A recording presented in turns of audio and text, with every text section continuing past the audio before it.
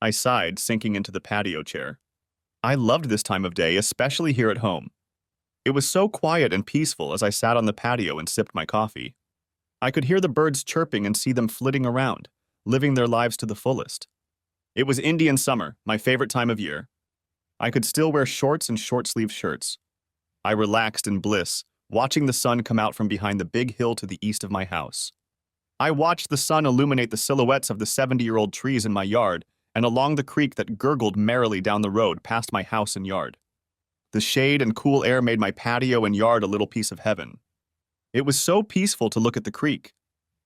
Thinking back to my childhood, I remembered living, working, and playing in these parts. The land was such a part of me. This farm has been in my family for over 100 years, and I hoped it would remain in the family even after my death. I remembered the hours spent in the old swimming hole in the corner of the yard. So many of my friends came to swim and play that sometimes my mom thought she had a daycare center instead of a family. How many meals did we cook on the built-in grill next to the old swimming hole and then eat at the table next door? How many kisses did I steal while sitting or lying on blankets by the creek? I thought of Susan, my first friend and years later my wife. A tear ran down my cheek at that memory.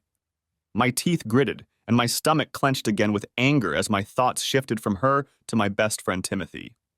The coffee I had enjoyed turned acidic and sour in my stomach. Back then, the three of us were inseparable. Timothy and I competed for Susan's attention for several years until I won, and we became a solid couple.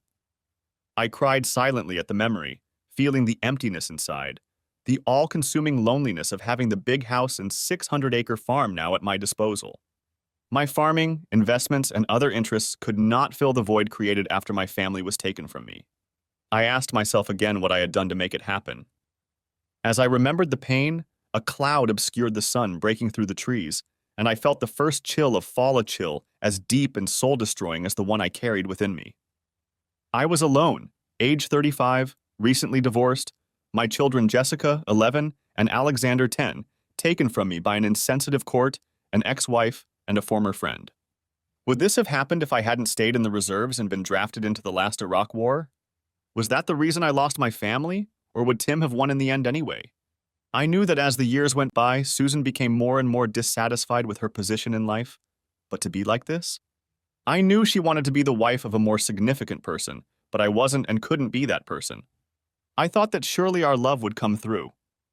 I sighed and got up to drink another cup of my morning elixir, my special blend of coffee that I brewed daily, rain or shine. I knew that dwelling on my problems didn't solve them, but what was a man to do?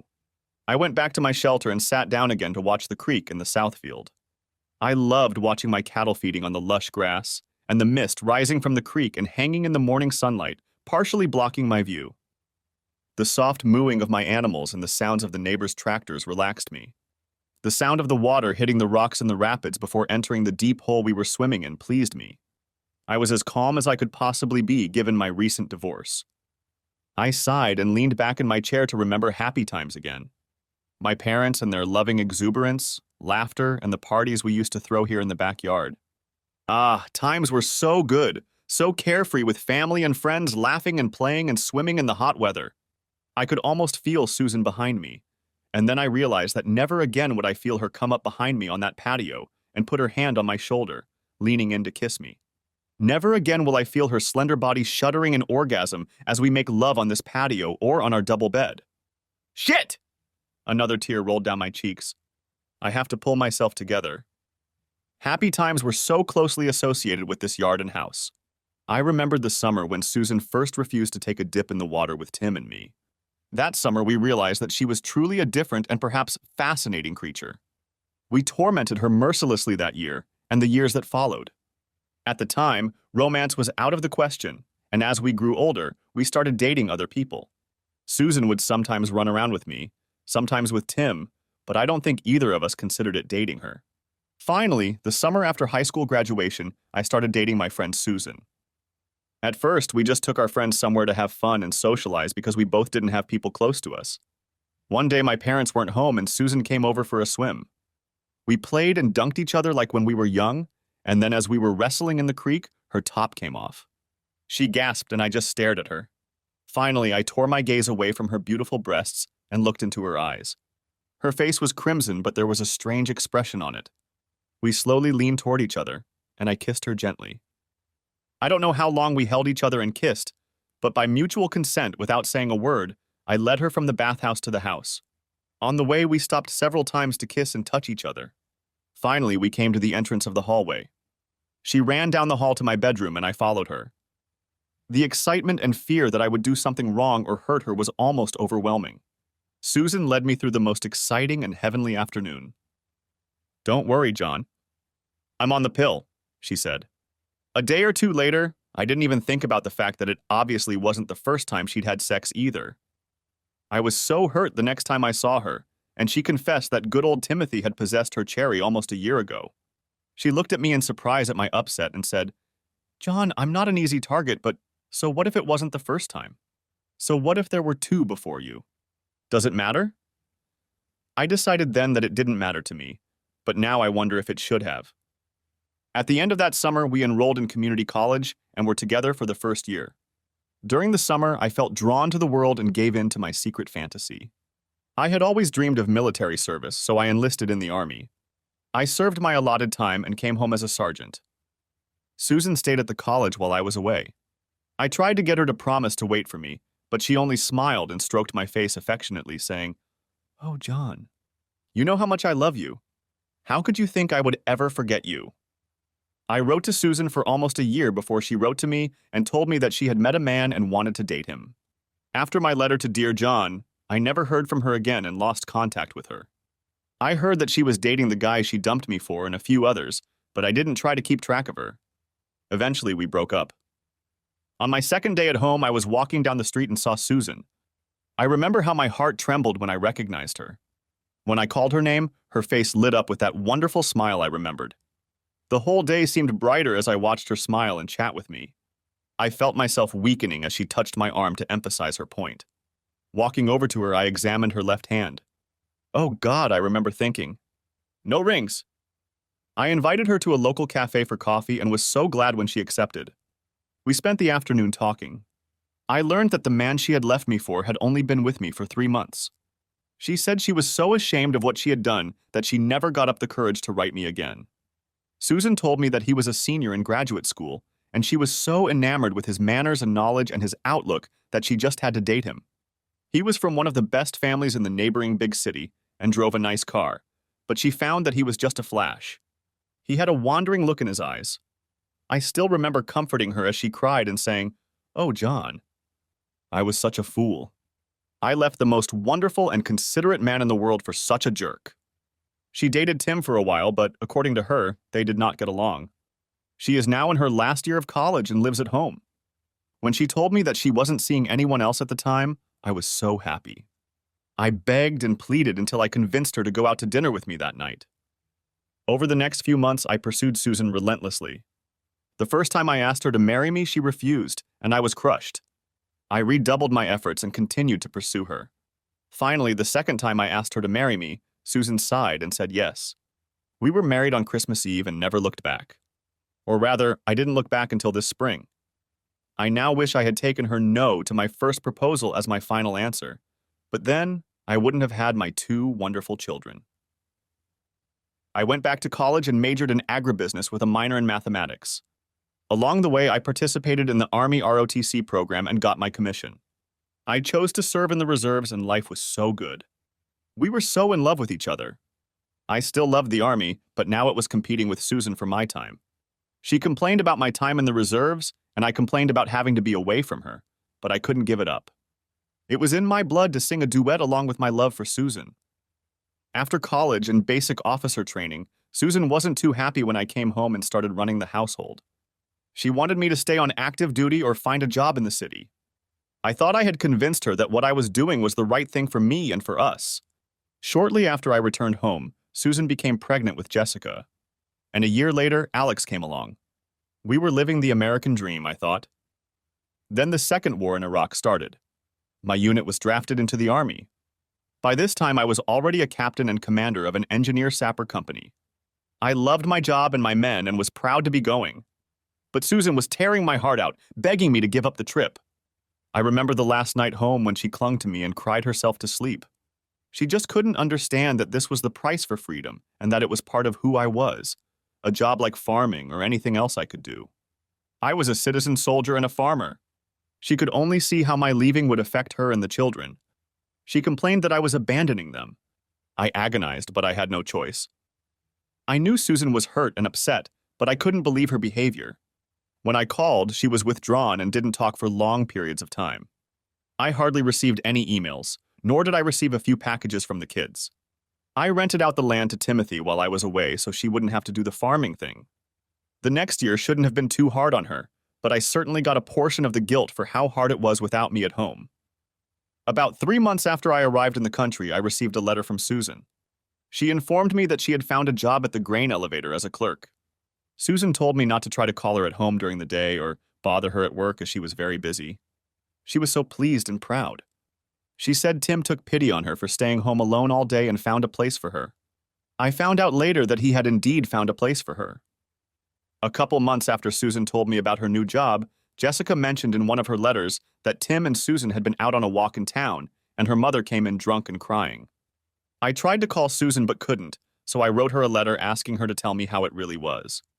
I never got a reply, but when Jessica wrote me again, she told me that she had gotten in trouble for bothering me by telling me about her mother's activities, and that Susan had told her never to mention such things again because she didn't want me to worry. I was worried, but I trusted Susan, so I eventually decided that she was just so embarrassed to get drunk that she wanted to hide it from me. Then that day came. We were supposed to move our base of operations and were in a convoy of vehicles when our luck ran out. My car was hit by an improvised explosive device. My driver was killed and I was severely wounded. I had a broken left leg, several broken ribs, and received a penetrating wound to my right thigh and chest. I was in Iraq for 10 months and was not able to return home until 17 months later.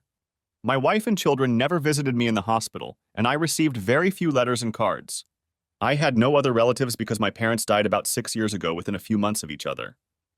Once in a while I would call home, but the kids were withdrawn and I never got to talk to Susan. She was either at work or in a meeting. Every once in a while one of the kids would mention that she and Mr. Geithner, her boss Timothy, had gone out to dinner or to some social event. I never got an answer to my questions and began to worry. Finally, I was released from active duty and allowed to come home. I was so happy and excited.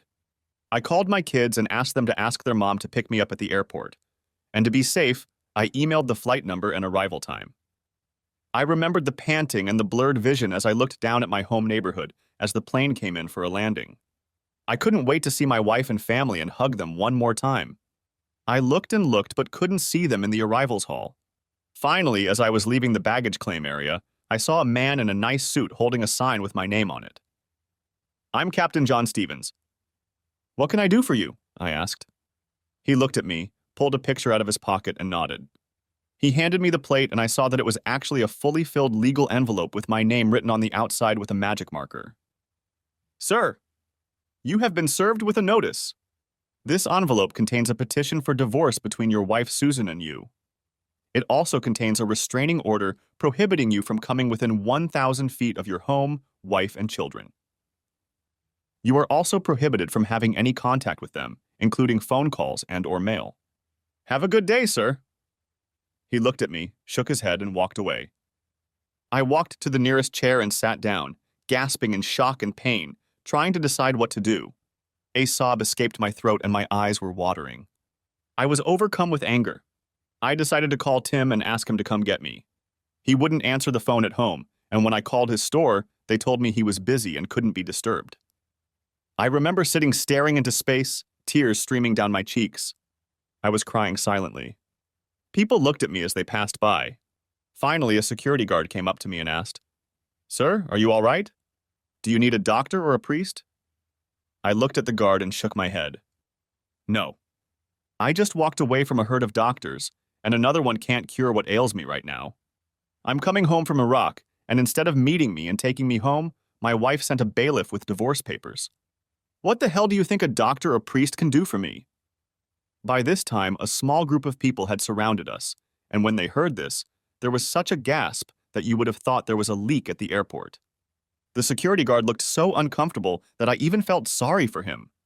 As I sat with my hands on my legs and my head hanging down, a stout gentleman of about 50 years of age squeezed through the crowd.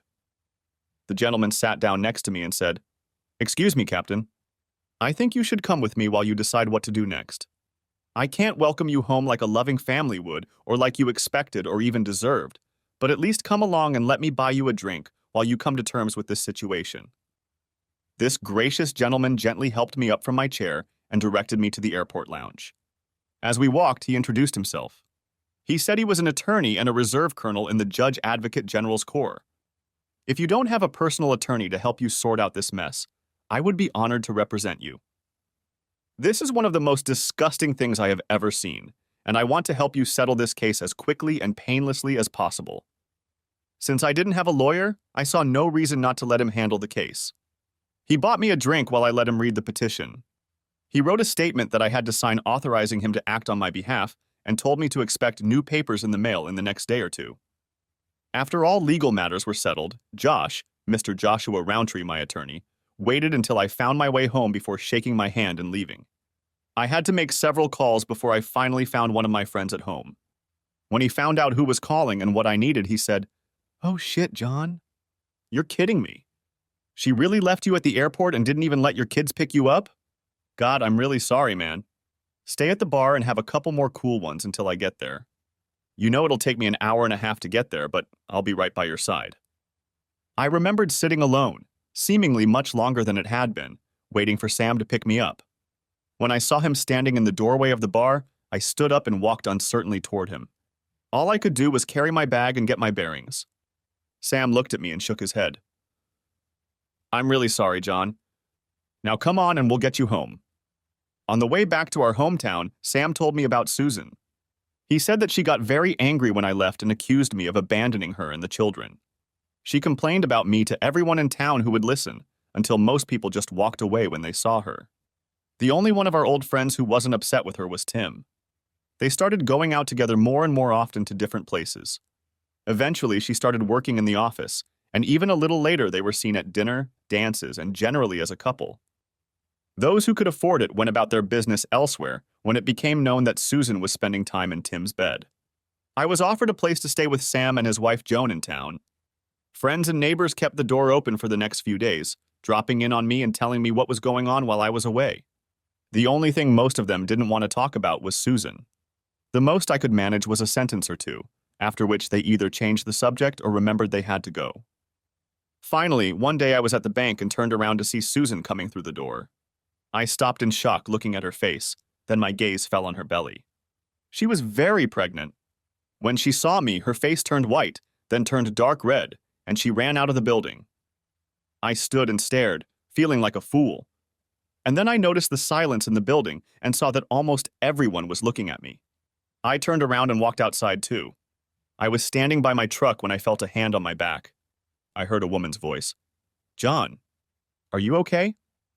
I looked in the direction of the voice and saw one of my favorite teachers from high school. She instilled in me a love of math and spent hours taking me to an even higher level of knowledge than the school offered. I smiled and said, "Yes, I guess so, Miss Maud. How are you?" Miss Maud smiled slightly and said with a certain amount of acerbity, "Well, boy, I guess you're a little better than you are now. You know the whole town is proud of you and most of us are sorry for what you're going through.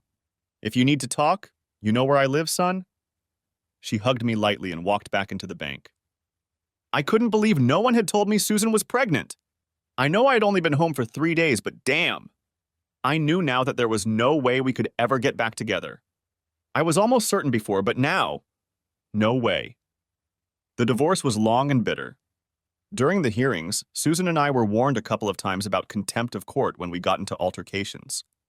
During one of her tirades, she told me that one of the reasons she was divorcing me was because I would never accomplish anything and she needed more for herself and the children. She told me that Tim had accomplished a lot and would be able to provide for her and the kids. I just stared at her in shock.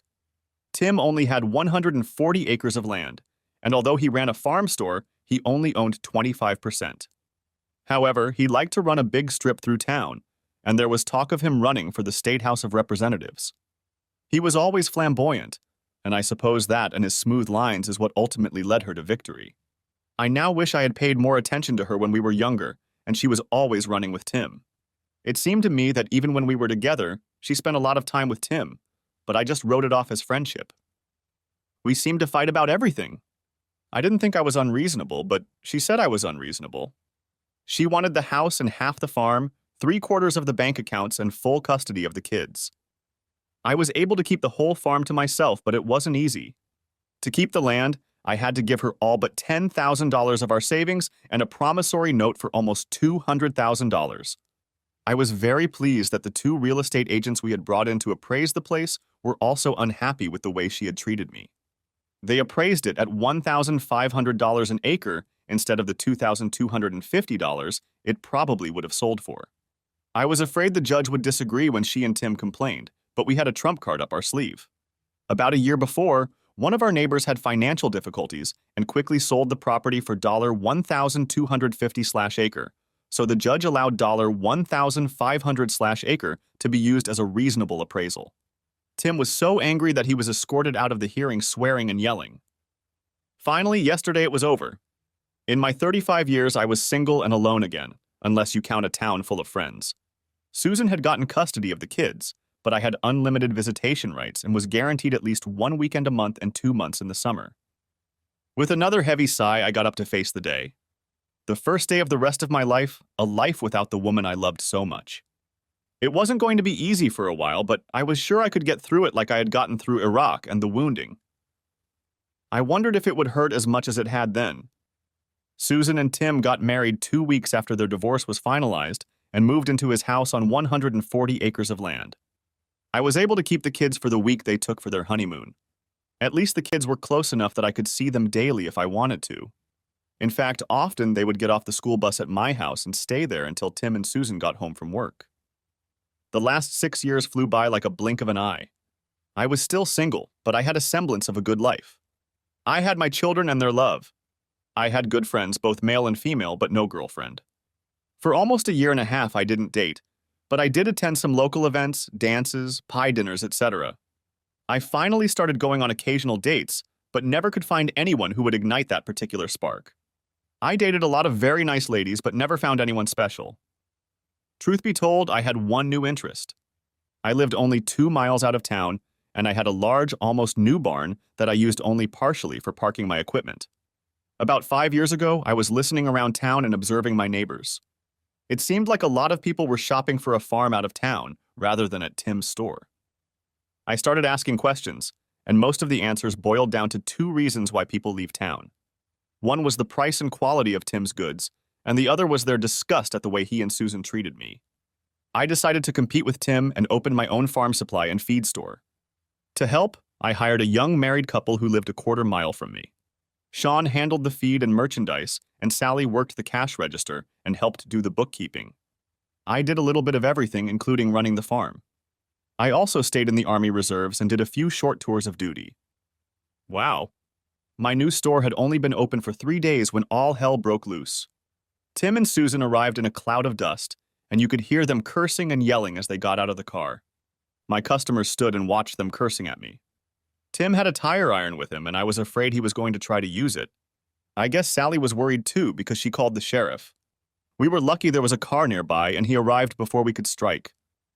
The next few weeks after my confrontation with Tim and Susan were difficult. We received several nuisance phone calls that we thought were coming from Tim and Susan. Tim was complaining very loudly about my new venture all over town. By the end of the first summer of my business, I was making a nice profit and had a pretty large customer base. If I were to guess, I'd say I had taken about half of Tim's business away from me. Whenever I saw Tim or Susan in town, if looks could kill, I'd definitely be dead.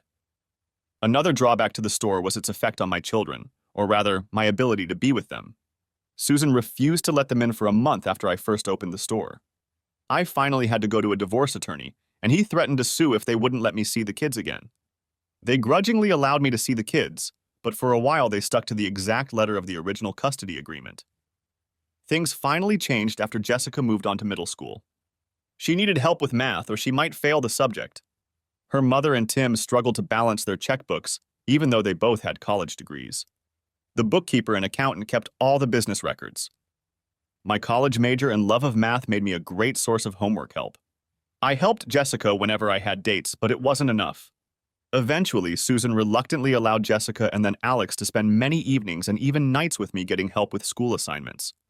At the same time, Susan made it clear that my overnight stays had no bearing on her child support payments. As time went on, Jessica and Alex started bringing friends over for help and tutoring.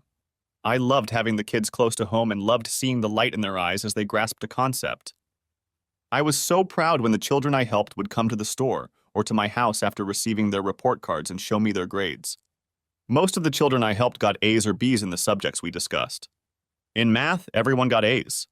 I noticed more and more often that I was stopped in town by the parents of one of my kids. They all told me how much they appreciated my help and friendship. Life became fun again. Jessica was 17 in the fall, a junior in high school, and Alex was 16 and a sophomore. Both kids seemed more and more unhappy. They were spending more and more time at my house asking for help with their schoolwork. I could tell they really understood the subject matter when they came to me for help. Finally, in February, I fell silent and demanded an explanation of what was wrong. Jessica sat with her hands in her lap, then sighed and looked at Alex. Jessica took a deep breath and began to speak through a sniffle. "Daddy, if we are at Tim's house, we have to be quiet. We have to keep the whole house clean and cook almost everything. Mommy says we owe them because they both work so hard at the store to set up such a nice place for us to live. If we are home and Tim and Mom want to go somewhere, they just tell us to watch George, Tim and Susan's son, and leave. We never know when they will be back. Most of the time they are gone for the night or a day or two. We have to stay in our rooms when Tim and Mom's friends from the big city come to visit. It feels like they are ashamed of us. They always go out to eat or to parties, and we hardly ever go. When we stay here, you don't make us do anything you can help us with. We laugh and tell jokes. We watch TV, and sometimes you take us out to eat or just for a walk. You let us invite our friends over, and we can laugh as loud as we want and listen to our music. Oh, Daddy, I wish we never had to leave our home. I know, we so wish we could come back here and live. We miss him and you so much." After calming the kids down, I helped them finish their homework and reluctantly sent them back to their mother. When they left, I sat and thought about them and their problem. How I hated what had happened to my children and my life. The next morning, I called the attorney who handled the divorce case. He said that the children were old enough to decide where they wanted to live, and if the court agreed, they could move back home. One of the perks of that would be an early termination of child support. I told him to start working on the problem and filing paperwork. The next time the children came to see me, I told them what the lawyer had said. They looked so happy when I told them about it. I tearfully hugged them when I told them that I had instructed the lawyer to file for custody of them. Jessica and Alex looked like the weight of the world had been lifted off their shoulders. Jessica cried and turned to Alex. She said, "See, Alex? I told you that Mom and Tim were wrong. I told you that Daddy loved us and would let us live with him again." They both came over to me and we hugged. Jessica then told me that a few months ago she and Alex had asked Susan if they could live with me, and she had told them no. She said I didn't want them underfoot all the time, and besides, she and Tim needed money for child support. She said, "Besides, children should be with their mother, not with some man who lives happily like your father." Needless to say, the custody hearing was unpleasant. The attorney did his homework well. He had assigned a private investigator to keep an eye on Tim and Susan and document the times they were away, leaving all three children to fend for themselves. Jessica was old enough to be left alone, but it was a little dubious to assign her the care of the two boys for such long periods of time when she stayed with them. In addition, the judge listened to the children's wishes. He ruled that they would be allowed to return to my home. I think we were all shocked when the judge ordered child support services to monitor the home life of Susan and Tim's son George. Susan was furious. She was screaming and yelling in court, and then Tim came up to me and said, "You just couldn't leave it alone, could you, Trump? You just had to set Susan up and get us in trouble again, didn't you? Wasn't it enough to ruin my business and chances for the house?" And walked away. The children settled into the house, and in the summer it was such a delight to hear the children bathing and playing in the old swimming hole day after day. I think we had half the children in town gathered at one time or another. I noticed that the same three boys often attended when Jessica was home, and Alex's core group of 16-year-old kids did too. The Saturday before Thanksgiving. I was sitting on my porch in the middle of the afternoon, and I heard and then saw an older car coming down the dead-end road toward my house. They drove past the store and I realized this was not a business. I wondered who it was and got a little annoyed because every now and then people try to drive through my field to get to the road on the other side. The road has been closed for over 30 years because the creek changed its course and eroded it. But people still want to drive through and try to drive through my field. I sat and watched as the car stopped in front of the house and a very beautiful woman in her 30s got out. I realized that I had never seen her or the car before.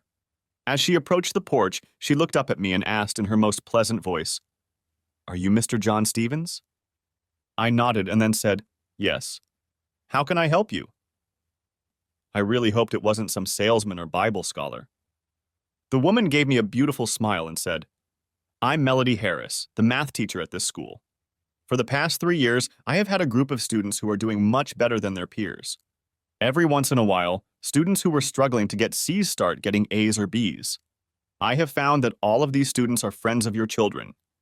I talked to them and your daughter and found out that you were to blame for the improvement in my test scores and decided that I needed to meet with my aide. I think your daughter and her friends were afraid you'd get in trouble for helping them. They were very reluctant to tell me who was doing my work for me. I sat there for a moment in shock and then jumped up when I heard Jessica exclaim, 'Miss Harris! What are you doing here?' Relax, Jessica.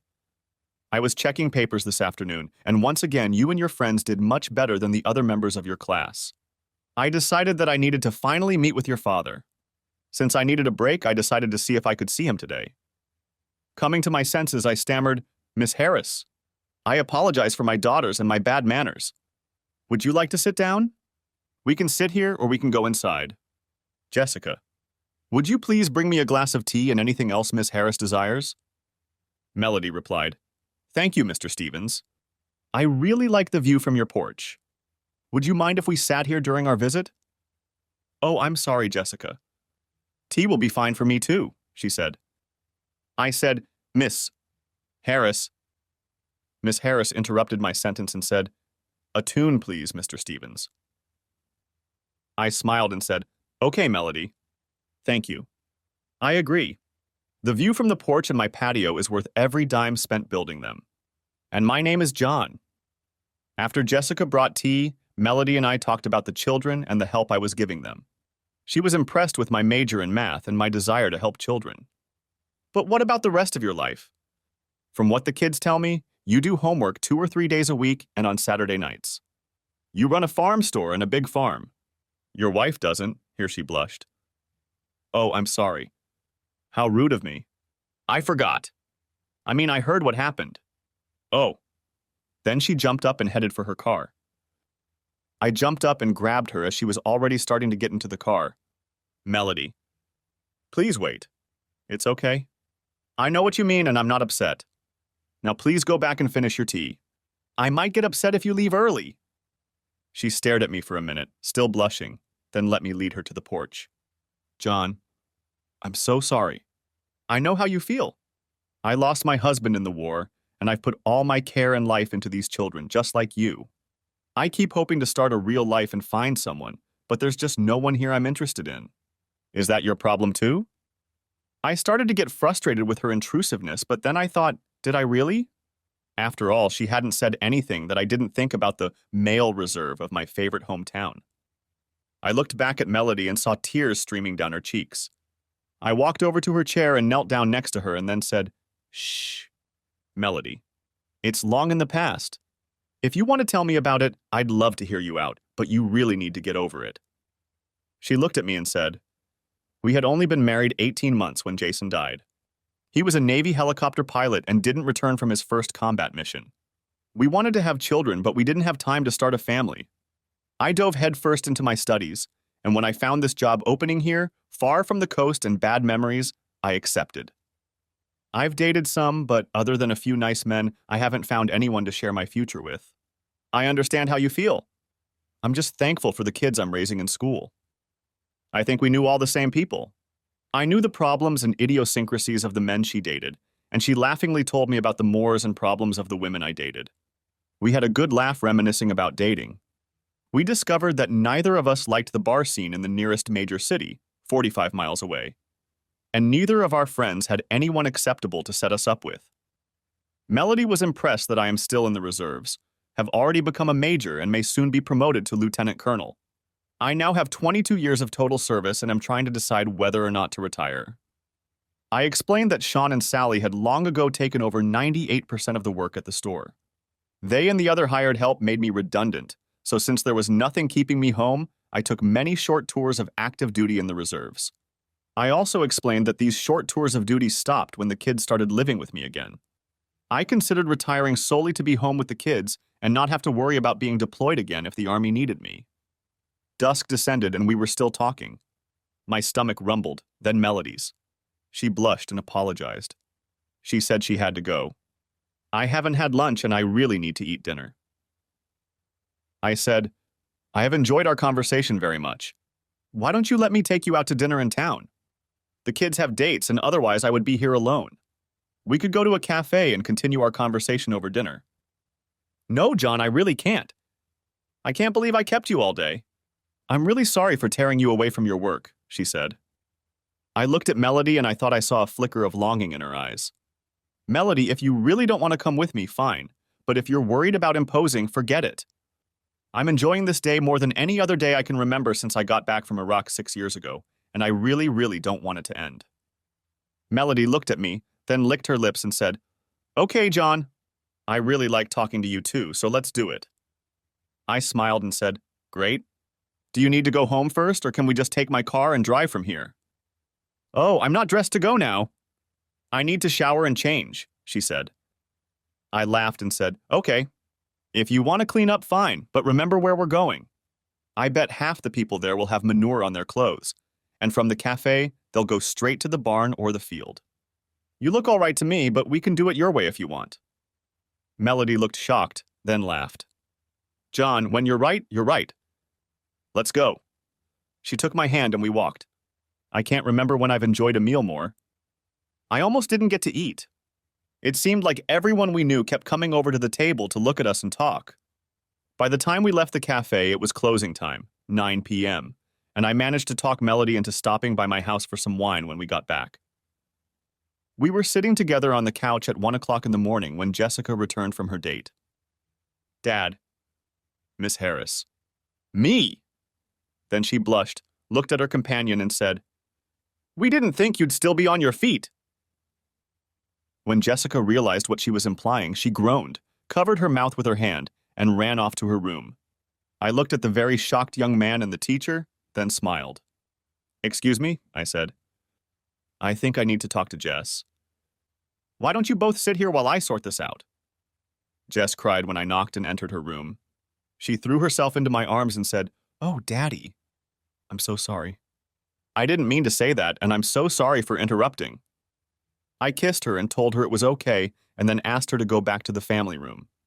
When she saw Melody, she blushed again and said, I'm sorry, Miss Harris. I really didn't mean what I sounded. I was just so surprised that you were still here. Melody replied, It's okay, Jessica. I know what you meant, and what you said doesn't bother me. I'm sorry we interrupted your time with Nathan. Melody looked at me and said, John, I really have to go. I don't know when I've had such a good time. I got up and walked her to her car. As she started to close the door, I grabbed her and asked her, Melody, can I call you? Could we do this again? My heart raced and my stomach fluttered as she smiled and said, Oh, please. I'd really like that. That's how it all started. Melody and I started dating and discovered that we were, as they say, soulmates. I felt much better with her than I did with Susan. At times, I wondered what I even saw in Susan, especially after she'd gotten so nasty during and after the divorce. As the months progressed, I fell more and more under the spell cast by Melody. We enjoyed going into town for good food and attending the many local and school events. The world seemed brighter now. Melody appeared to me to be an exciting and sensual woman. Since Thanksgiving, I'd been with Melody every minute I could get my mind off the farm and she off her work. On Valentine's Day, we went out for a candlelight dinner. When we got back to my house, I finally learned how passionate Melody was. I had suspected she was a passionate woman for months, but until this night, the most I had gotten was her wonderful kisses and a few feels of her gorgeous breasts outside of her clothes. Both kids had dates, and I escorted Melody to my house. Her simple red silk dress was stunning. It fit her like a second skin. The skirt was full and fluttered delightfully as she walked. She wasn't wearing a bra, and I couldn't take my eyes off her very prominent nipples. They were almost peeking out of the bodice of the dress. We sat on my couch staring into the fireplace, sipping wine and talking. We kissed. I still remember her whispering. She whispered, "I love you, John. There will always be a special place in my heart for Jason, but I love you very much." I was so shocked, and then I felt my chest heave. I leaned over to kiss Melody one more time and said, "I love you too, Melody. I've been afraid to tell you this for the past 2 months, but I think I already love you more than I ever loved Susan." It was the first time Melody had spent the whole night at my house. It was also the first time we had sex. We were both embarrassed the next morning when we had to stand in front of my kids. In hindsight, it's funny, but not that morning. I got up early to make my morning coffee and was sitting on the patio when Melody came out to join me for a cup. She reached into my closet and put on one of my old sweatshirts. It hung down to about halfway down her thighs, and I quickly discovered that was all she was wearing. We were sitting on the swing and cuddling, enjoying the rising sun, each other, and coffee. We were exchanging tender, loving kisses and thinking of nothing else when we heard a sigh behind us. "Oh, I didn't know. I'm sorry," we heard in Jessica's voice. Then we heard quick footsteps and the sound of the door closing. I started to get up and Melody put her hand on my shoulder.